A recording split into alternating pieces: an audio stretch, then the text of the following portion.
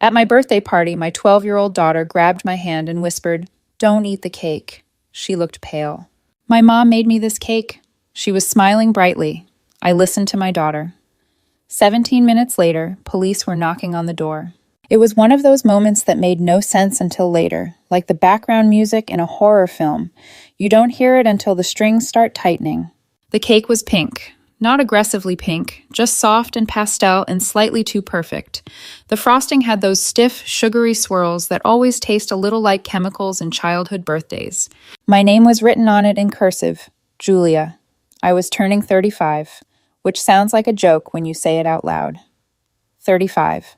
You're supposed to have things figured out by now. A skincare routine, emotional boundaries, at the very least the ability to eat your own birthday cake without fear. Apparently not. There were 6 of us around the table. Me, Ryan, my husband, our daughter Zoe, my parents, and my sister Paige. The room was warm. The lights were too bright. Someone had dimmed the overhead bulbs halfway, probably to be festive, but it made everyone look vaguely guilty. "Make a wish," Mom said, holding her phone up, recording me. I blew out the candles and tried not to roll my eyes.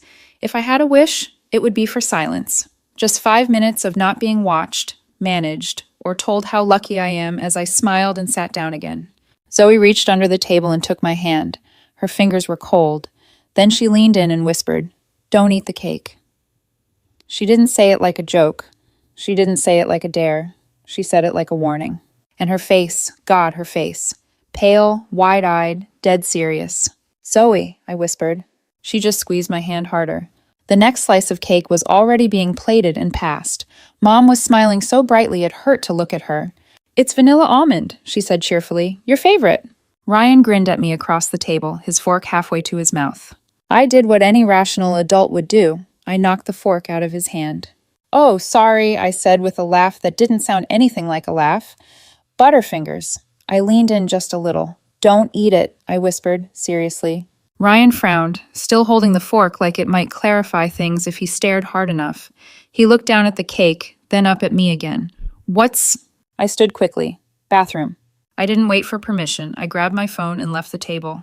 Inside the bathroom, I locked the door, pressed my back to it, and tried to think. Zoe wasn't the type to panic. She wasn't dramatic. So what made her say that?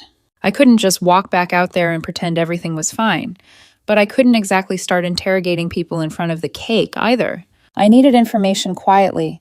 That's when it hit me. She couldn't talk to me out there, but maybe she could text. I pulled up her number and called, not to talk, just to make a plan. She didn't say anything when she picked up. "It's okay," I whispered. "Just text me what's going on, please." A second later, a ping. "Zoe."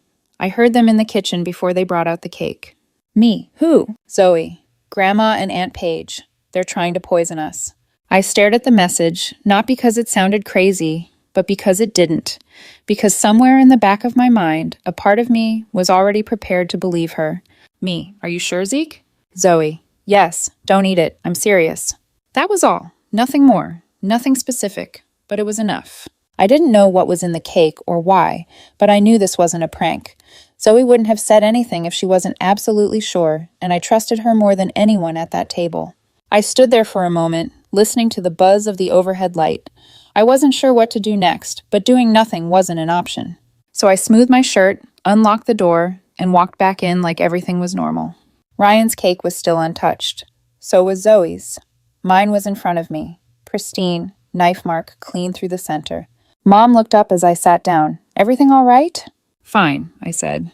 "You haven't eaten your cake." "Neither have you," I replied, trying to keep my tone light. "Oh, I can't," she said, tapping her stomach. "You know, sugar and all that." "I'm doing keto," Paige added. Dad shrugged. "Not hungry." It was suddenly too quiet in the room. Ryan gave me a sidelong glance. He was picking up on it now. The edge, the awkward timing, the too perfect frosting. Zoe stared straight ahead, stone-faced. "I think I'm just going to save mine for later," I said. Nobody moved. Nobody ate. 17 minutes later, police were knocking on the door. You know what's funny? It wasn't even the first time someone in my family had offered me something that looked nice on the outside but made me sick. It started when I was 4 and my baby sister was 2. I had this stuffed rabbit. Matted fur, chewed ear, probably disgusting by any adult standard. And one day, Paige toddled over, grabbed it, and wouldn't let go. She wailed when I tried to take it back. Mom told me to let her have it. "She's little, you're the big sister." That was the first time, but not the last. Every toy, every bit of candy, every last cookie, if Paige wanted it, it was hers. I was expected to share, because that's what big sisters do. Except it wasn't really sharing, it was more like ceding territory, over and over. Clothes came next. We were only 2 years apart, close enough that our wardrobes eventually overlapped. I would finally get a new sweater for school pictures, and Paige would whine that she wanted it too. Suddenly it was, "You can both take turns," which meant she wore it that week, and I forgot I even owned it. When we were teenagers, Paige struggled with school, or maybe she just didn't care. Either way, I was the one our parents turned to. "Could you just help her with this essay? She's tired." "Paige needs to pass this math test. Couldn't you just show her how you did it?" The line between helping and doing blurred fast. By sophomore year, I was ghostwriting at least half her English homework. But no one said thank you. It was never a favor, just the natural order of things. She needed. I provided it, like some kind of emotional vending machine. And here's the thing that really screws with your head. If you're trained from toddlerhood to say yes, by the time you're an adult, saying no feels like a crime. Even when the costs are real, even when it comes to money, especially when it comes to money. Because Paige lost her job a year ago. Not her fault, our mom said. The company downsized. She just needed a little help, just for a bit. So I started sending her $200 a month, quietly, every first Friday. It was supposed to be temporary. She was between jobs, but somehow she stayed between them. Mom called it sisterly generosity. Dad said I was just better with finances. Funny how generosity stops feeling generous when it's expected. Then came the cruise. God, the cruise. It was supposed to be this grand family thing, a legacy event, Mom said, for generations. Matching t-shirts, sunset dinners. They'd booked it ages ago, planned group excursions, even set up a shared photo folder online with the caption, "The Big Celebration." I was already going. Me, Ryan, and Zoe. We paid our share, picked our cabin, requested the vegetarian option for Zoe. Done. Paige and her family, not so much. She told everyone she couldn't afford it. She was stressed, worn out, still recovering financially, which, fine, I get it. But then Mom started calling. "She's had such a hard year. She really needs this. You've always looked out for her." It wasn't even subtle. "She's your sister. It's what family does." This time I said no. For the first time in my life, I didn't flinch. I said, "She can go if she can pay for herself, but I'm not covering for her. Not again." There was a pause on the phone, a chilly, weighty pause. Then Mom said, "Well, I suppose that's your decision." And it was. But I could feel the shift immediately, like a fault line cracking open beneath all the polite smiles. Something tight and sour slid into place after that. They didn't argue, didn't protest, just went quiet. Too quiet. After all those years of giving, the toys, the sweaters, the essays, the money, I had finally said no. And they heard it like a betrayal. But I wasn't prepared for what would come next. Because here's the thing, they don't tell you about family. Sometimes they'll forgive everything except you growing a spine. Sometimes they'll love you right up until the moment you stop serving them. And when you finally do, well, let's just say, they find other ways to remind you who's in charge. 17 minutes. That's how long it had been since Zoe whispered, "Don't eat the cake." Long enough for me to warn Ryan. Long enough for my stomach to twist itself into knots. Long enough for my mother to offer more cake, twice. And long enough for me to sit there at the table and pretend not to watch everyone. Then came the knock.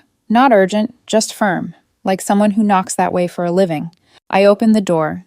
2 uniformed officers stood there, one tall and youngish, the other with the kind of calm you only get from dealing with drunk neighbors and divorce threats every night for a decade. "Good evening," the older one said, almost polite. "We received a report and need to ask a few questions, if that's all right." Behind me, the dining room went quiet. I mean, dead quiet. Even the clock felt too loud. "A report?" I asked. "Yes, ma'am," he said. "It's about something concerning this gathering." He didn't say who reported it, didn't say from where, just enough to freeze the air. I didn't have to guess long. Zoe stood up slowly, 12 years old, chin lifted like she had a badge of her own. "I called," she said. My mom made a sound like someone had thrown cold water on her. Paige actually choked on air. I heard Grandma and Aunt Paige in the kitchen, Zoe said. One of them asked, "Are you sure the cake will work?" The other said, "Yes, they won't be able to go tomorrow." She looked right at the officers. "So, I thought they were trying to poison us." She wasn't dramatic, she wasn't crying, she just said it. Paige stood up so fast her chair scraped. "That is absolutely insane." Mom shook her head, eyes wide. "She's a child, she misheard, she's always been sensitive." "She's 12, Paige snapped, waving a hand like Zoe was some possessed Victorian doll. "She watches crime shows, this is ridiculous." Zoe crossed her arms. "You also said, 'Don't eat the cake.' That's when I knew." Dad mumbled something like, "This is getting out of hand," which, coming from the man who thought cruise insurance was a scam, felt rich. The older officer didn't flinch. He glanced at the cake on the table. "We're going to need to take that with us for testing." "You're joking," Mom said, a bit too loud. "It's standard when something like this is reported," the younger officer said. "Who brought the cake?" "I did," Mom said, hands folded like she was receiving an award. "Vanilla almond sponge with pink frosting. I made it for Julia," she insisted. I muttered. The older officer stepped forward, his tone gentle but firm. "We'll need to collect it." And then, like a switch flipped, Mom's voice changed. It wasn't poison. Just like that, just 3 words. No one moved. "It was just something wild," she added quickly. "Nothing dangerous." I didn't say anything. Didn't even blink. My heart did that thing where it slows down just so it can thud harder. "Mom," Paige said under her breath, warning tone. But Mom kept going, her voice picking up speed like a train she couldn't stop. "It was just something to upset your stomach, so it would have passed. You might have thrown up once, maybe twice, and then you'd feel better by lunch." Ryan stood up slowly. "They'd have stayed home." "That's all," Mom said, hands fluttering now. "It's not like I put arsenic in it. It was harmless, temporary." Paige looked like she wanted to crawl under the table. "This is not happening," she muttered. "She needed the trip," Mom said, turning to me. "You said no. You always say no. You think because you have the money, you can decide who deserves what." I stared at her. "So your solution was to drug us?" "It's not drugging," she snapped. "It's nudging." The officers didn't look amused. The younger one stepped forward. "Thank you for your honesty, ma'am. At this point, we'll need you to remain available for follow-up. That means not leaving town." "We have a cruise in the morning," Mom said, like that changed anything. "You won't be going," the officer replied. "This is now part of an active investigation. If you leave, it could be considered obstruction." Silence, actual thick silence. Paige looked like she'd been hit in the face with a pie. Dad sat down again slowly, like his knees couldn't take it. Mom just blinked at the officer, like she didn't understand the words. Zoe stood beside me, still calm. "You did the right thing," the older officer said to her, voice soft.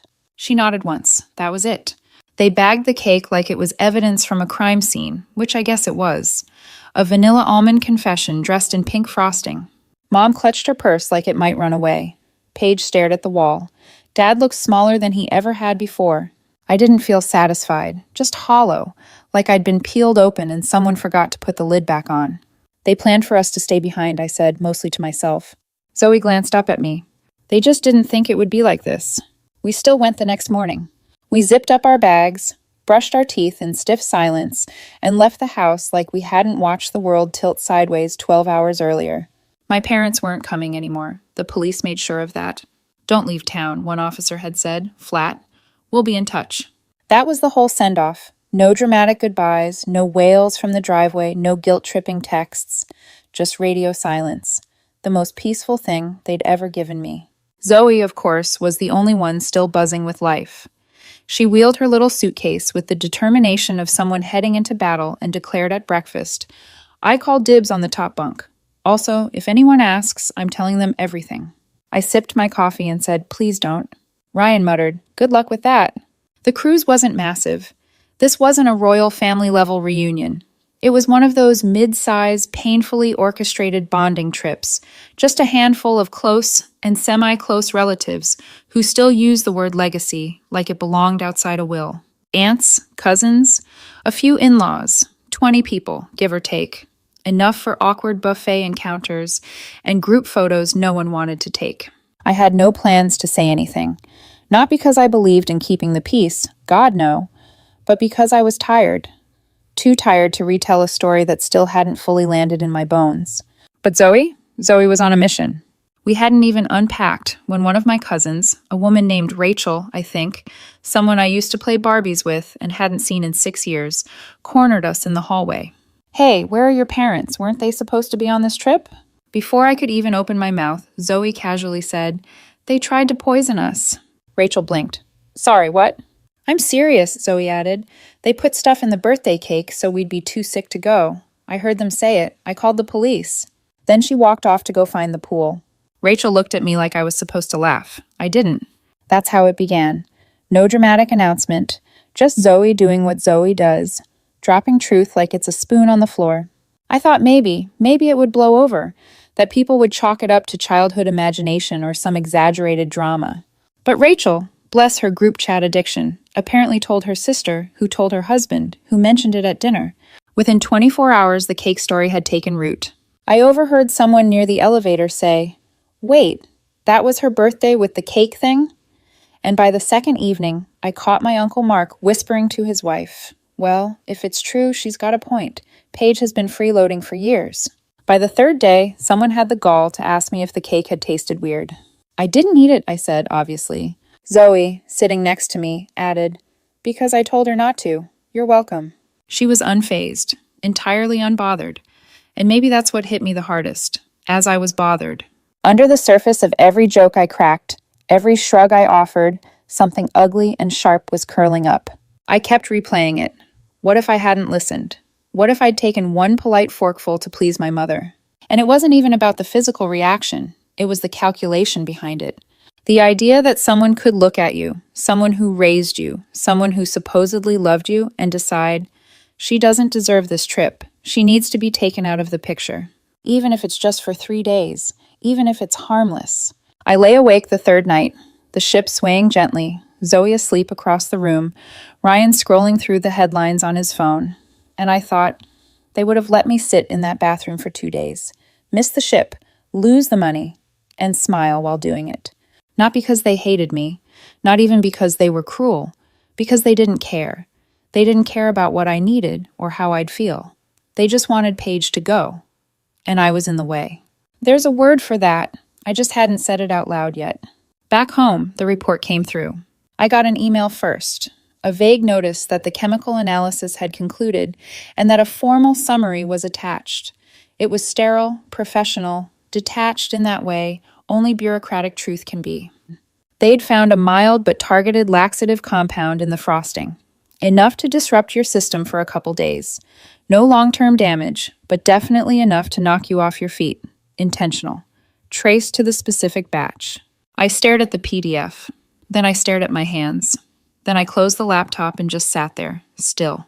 I didn't cry. That would have felt too neat. I just kept thinking, it was real. It actually happened. My daughter wasn't being dramatic. She was the only one seeing clearly. I didn't call my parents. I didn't email them either, but I did open Facebook. My mother had posted something earlier that day. One of those vague, sending prayers during difficult times messages, which barely got a reaction.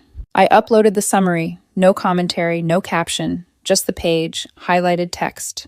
Ryan asked if I was sure. "I'm not sure about anything," I said, "but I'm done staying quiet." The comments poured in, not angry, not even outraged, just stunned. People didn't know what to say.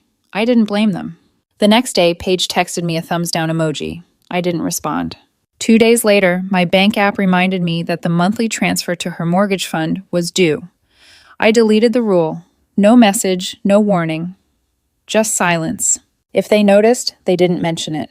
I noticed, though. That night, I sat at the kitchen table with a cup of chamomile tea, the cheap kind, smelled like damp hay. Zoe came in with a half-melted popsicle and plopped down across from me. "You still mad?" "No," I said. "I'm not mad, just disappointed." She snorted. "That's worse." "Yep." She took another bite and added, "You know what's funny? What if they just asked me for help? I probably could have hacked into the booking system and switched the names without all this drama." I looked at her. She was serious. "Zoe," I said, "please never develop criminal skills." "No promises," she said, and wandered off. Ryan came in a minute later. He dried his hands on a towel and nodded at the laptop. "You really posted it." I nodded. They posted their version first. He didn't argue. I took another sip of my tea and stared out the window. Nothing profound. Just streetlights and one raccoon that keeps knocking over our compost bin. We weren't poisoned, not really, but something still broke that day. Maybe it needed to. I didn't feel better yet, but I felt quieter, like I didn't owe anyone an explanation anymore. That I could live with. It didn't go to trial. They pleaded guilty. Well, Mom did. Paige got a lawyer, claimed she knew nothing. Classic. The charge was reckless endangerment. No jail, just probation, a fine, and a record that'll cling harder than they think. They asked to swap the fine for community service, so now Mom volunteers at a church food pantry. Barney is alive and well. They moved soon after to be closer to Paige. The group email said so. No one replied. Zoe still brings it up sometimes. Not because she's scarred, just factual. She has a screenshot of the police report saved in her notes app, just in case. We didn't press charges. The state handled it. That was enough. No, we weren't poisoned. Not technically, but they still tried. And some things, once attempted, don't unattempt themselves. About 9 months later, they showed up. I thought it was a package. It was my parents. Mom had a casserole dish. Dad stood behind her like he'd rather be anywhere else. We wanted to talk, she said. I didn't invite them in, but I didn't slam the door either. We stood there, just standing. She said it was all a mistake, a bad idea, a moment of desperation. Said they missed Zoe, that Paige regretted everything, that we were still family. I said that family doesn't drug each other to win cruise cabins. I said it kindly. I meant it. They stood there a little longer. Then Mom handed me the casserole like that would undo anything. It was tuna. I thanked her, closed the door, put it straight in the trash. We haven't spoken since. It wasn't some big dramatic finale. No slammed doors, no parting speeches, just a quiet, mutual understanding. We're done. What do you think? Did I go too far or not far enough? Comment below and don't forget to subscribe and hit the bell for the next one.